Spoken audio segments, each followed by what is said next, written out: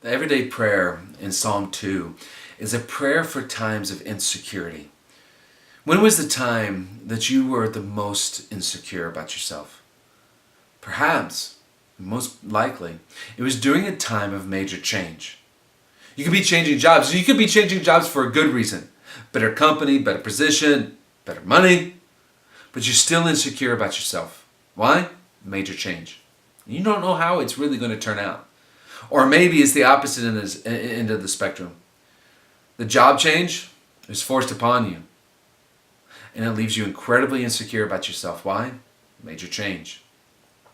Maybe it's marriage. Maybe it's getting married. Like, it's a good thing, right? You're looking forward to this. You're going to have the adventure of your lifetime with this man or this woman. But it leaves you still insecure about yourself. Why? It is a major change to get married. Or maybe it's the opposite end of the spectrum with marriage.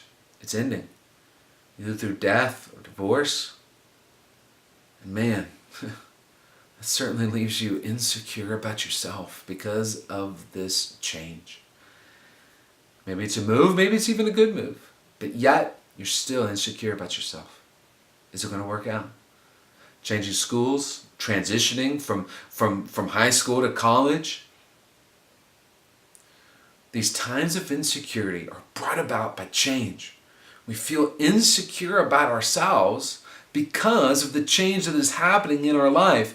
What is going to be the outcome? Can I survive? Can I make it? Do I have what it takes? See, all of this, it leaves us vulnerable.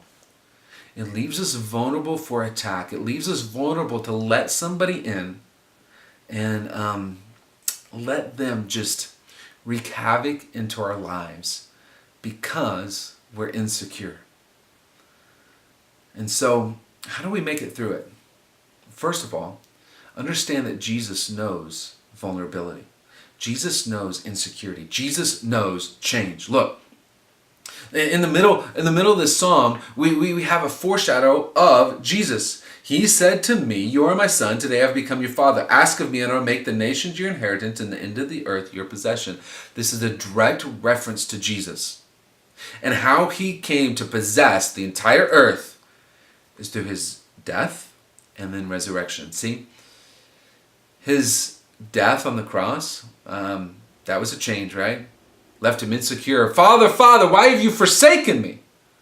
Right? And left him vulnerable while he was being attacked, right? See, Jesus understands what it's like to go through all of this. But he also understands what it's like to be resurrected, to come to the other side, and to allow God to exalt him and glorify him to the position that God promised. How do we get through these times? Psalmist says, "So now, kings, be wise. Receive instruction." Are you being wise? Are you seeking instruction, the instruction of the Lord? See, these times of insecurity, these times of vulnerability, we need wisdom and instruction because these are times when people can come in, wiggle their way into our life via deception, and we need the wisdom of God. We need the instruction of the Lord. Are we getting that during these times of insecurity? Serve the Lord with reverential awe and rejoice with trembling. See, these are times that we do not feel like serving God, and these are times that we do not feel like rejoicing. But we've got to do this anyway. Why? Because this is actually where we find our strength. If we serve the Lord only. Look, what did Jesus pray? Look, can this somehow not happen? But your will be done, right? He still served the Lord. He still rejoiced the Lord. And then it says, pay homage. Or really, this means kiss the Son. Capital S, Son. Kiss Jesus. Dudes, I know. It's kind of wigging you out. Have an intimacy with Jesus. Have a relationship with Jesus. See, when we are vulnerable to bad relationships in our life, man, what better time to get close to Jesus is these times of insecurity and vulnerability and change, right? And the promise is what? All those who take refuge in him are happy, are blessed, are favored. See, while we go through insecurity, we don't feel favored, we don't feel blessed. In fact, maybe quite the opposite. But no matter what is going on in our life, if we are coming into a deeper relationship with Jesus, we truly are blessed.